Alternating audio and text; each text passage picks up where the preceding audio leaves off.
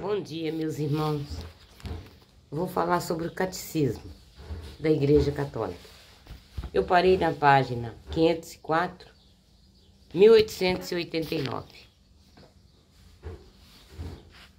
Que o Espírito Santo me dê sabedoria e inteligência para eu poder passar a mensagem para vocês. Muitas vezes a gente não pede. Mas eu posso não pedir aqui falando para vocês, mas na minha cabeça está que o Espírito Santo está comigo. Vinde, Espírito Santo, enchei os corações dos vossos fiéis, acendei neles o fogo do vosso amor, enviai o vosso Espírito e tudo será criado e renovareis a face da terra. Oremos. Ó Deus, que instruíste os corações dos vossos fiéis com a luz do Espírito Santo, fazei que apreciemos retamente todas as coisas e gozemos sempre da sua divina consolação. Por Cristo nosso Senhor. Amém. Em nome do Pai, do Filho e do Espírito Santo. Amém. Deus, sou toda tua. Senhor, sou todo teu. Deus, sou toda tua. Senhor, sou todo seu. Virgem Santíssima, sou toda tua. Virgem Santíssima, sou toda tua. Vem habitar entre mim, vem habitar nesse coração, nessa boca, nessa língua, para que tudo que sai daqui, quem estiver aí fora, entendam, sintam a tua presença. Sem o auxílio da graça, os homens seriam incapazes de discernir a senda frequentemente estreita entre a covardia que cede o mal e a violência que, na ilusão de o estar combatendo, ainda o agrava mais. É o caminho da caridade, que quer dizer do amor a Deus e ao próximo. A caridade representa o maior mandamento social, respeita o outro e seus deveres.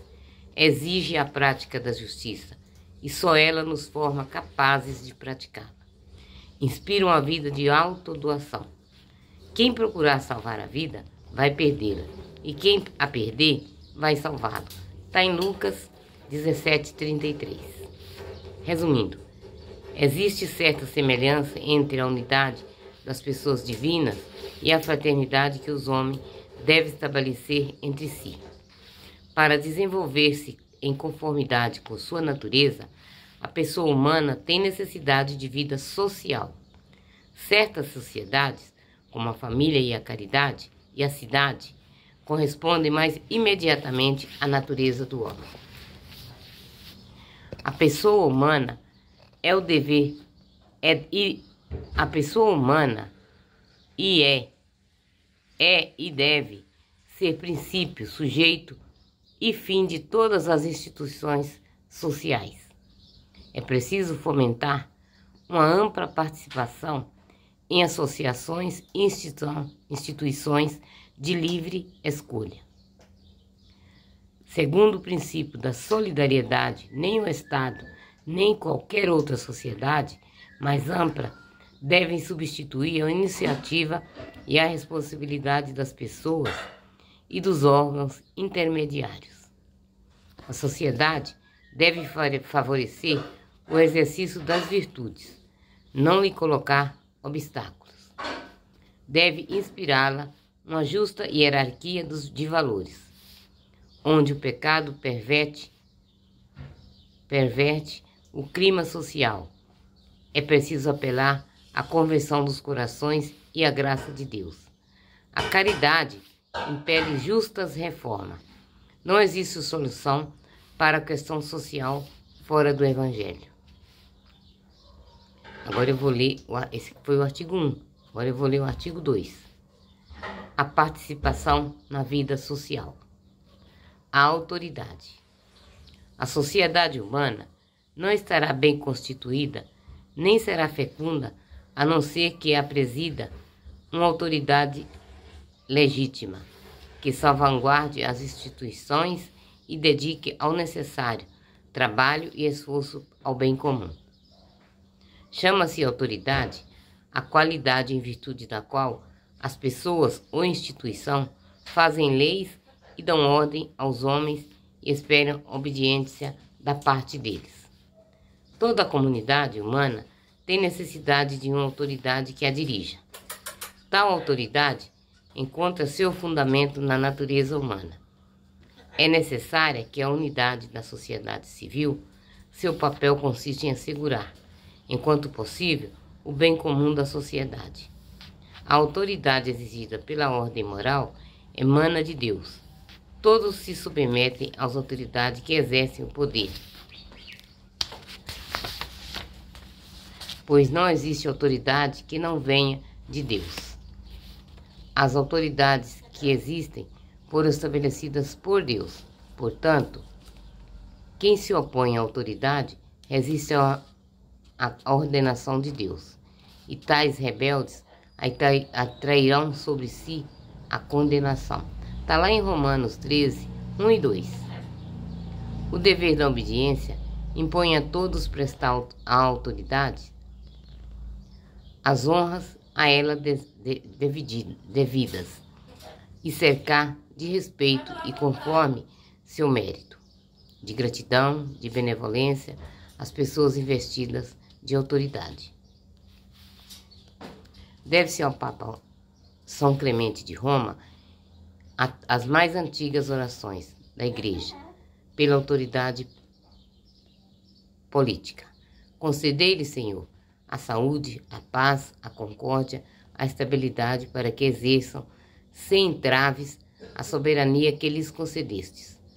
Sois vós, Mestre, Rei Celeste dos séculos, quem dá aos filhos dos homens a glória, honra e poder sobre as coisas da terra. Dirige-se, homens, glória, honra e poder sobre todas as coisas. Sobre todas as coisas da terra. Dirigi, Senhor, seu conselho segundo o que é bom, segundo o que é agradável aos vossos olhos, a fim de que, exercendo com piedade, na paz e na mansidão, o poder que lhes deste, nos encontre propício. Se por um lado a autoridade remete a uma ordem fixada por Deus, por outro, não entregues à livre vontade dos cidadãos. A escolha do regime é a resignação dos governantes. A diversidade dos regimes políticos é moralmente admissível, contanto que concorram para o bem legítimo da comunidade que os adota. Os regimes cuja natureza é contrária à lei natural, à ordem pública e aos direitos fundamentais das pessoas não podem realizar o bem comum das nações, as quais são impostos.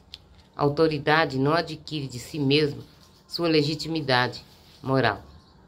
Não deve comportar-se de maneira despótica, mas agir para o bem comum, como uma força moral fundada na liberdade e no senso de responsabilidade. A legislação humana não goza do caráter de lei, senão na medida em que se conforma à justa razão, de onde se vê que ela recebe seu vigor da lei eterna. Na medida em que ela se afastasse da razão, seria necessário declará-la injusta, pois não realizaria a noção da lei. Seria antes uma forma de violência.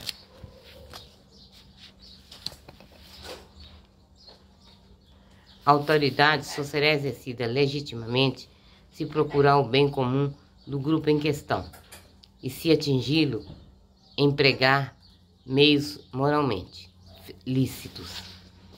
Se acontecer de um dirigente promulgarem leis injustas ou tomarem medidas contrárias à ordem moral, estas disposições não poderão obrigar as consequências.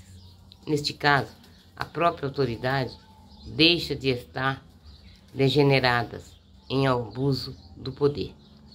É preferível que cada poder seja equilibrado por poderes e outras esferas de competência que o mantenham em seu justo limite. Este é o princípio do Estado de Direito, no qual é soberana a lei e não a vontade arbitrária dos homens. o bem comum. Em conformidade com a natureza social do homem, o bem de cada um está necessariamente relacionado com o bem comum.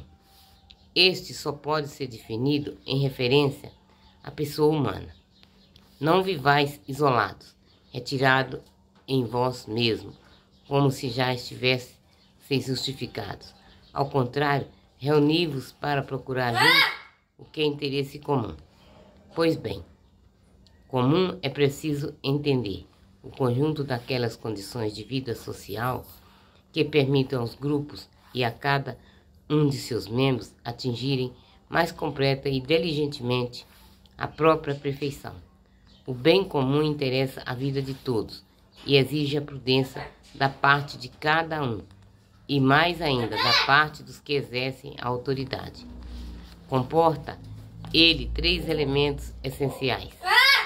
Supõe, em primeiro lugar, que o respeito pela pessoa, como tal em nome do bem comum, os poderes públicos são obrigados a respeitar os direitos fundamentais e inalienáveis da pessoa humana.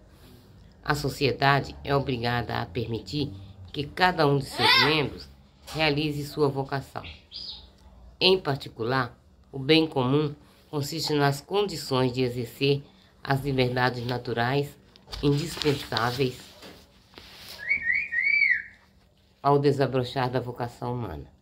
Tais são os direitos de agir segundo a norma reta de sua consciência, o direito à proteção da vida particular e à justa liberdade, também em matéria religiosa. Em cada lugar, o bem comum exige o bem-estar social e o desenvolvimento do próprio grupo. O desenvolvimento é o resumo de todos os deveres sociais. Certamente, cabe à autoridade, em nome do bem comum, servir ao árbitro entre os diversos interesses particulares.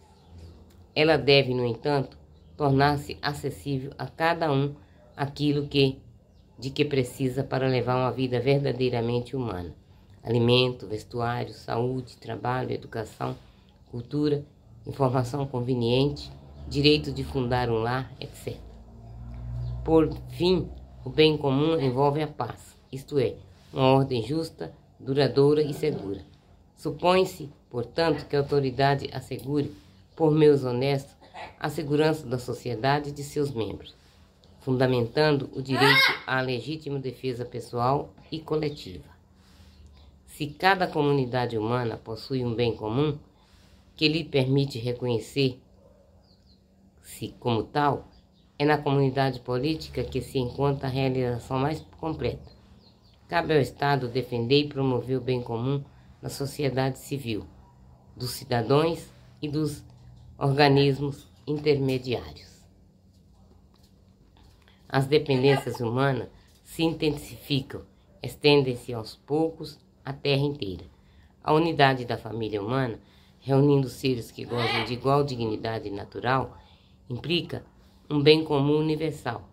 Isto exige uma organização da comunidade das nações capaz de atender às diversas necessidades dos homens, tanto no campo de vida social, alimentação, saúde, educação, quanto em determinadas situações específicas que surgem aqui e ali, como a necessidade de socorrer os refugiados em suas angústias ou de ajudar os migrantes e suas famílias.